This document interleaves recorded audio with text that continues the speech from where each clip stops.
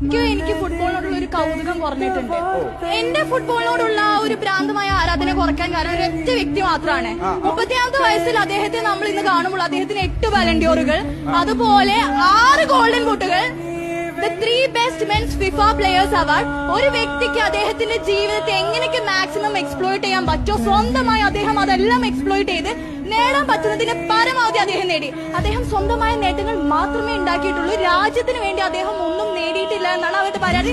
പക്ഷേ അവിടെയും അദ്ദേഹം തിരുത്തി കുറിച്ചു. 2021 കോപ്പ അമേരിക്ക 18 തീയതി ഡിസംബർ 2022 ഒരു കളിക്കാരന് അദ്ദേഹത്തിന്റെ രാജ്യത്തിന് നൽകാൻ പറ്റുന്ന ഏറ്റവും വലിയ ഉന്നത സമ്മാനമായ ദ ഫിഫ വേൾഡ് കപ്പ്. അന്ന് ഈ ജനങ്ങളെല്ലാം വീണ്ടും തിരുത്തി എഴുതി the day football won, the day football completed, football വിജയിച്ച ദിവസം എന്ന് അദ്ദേഹം എഴുതി.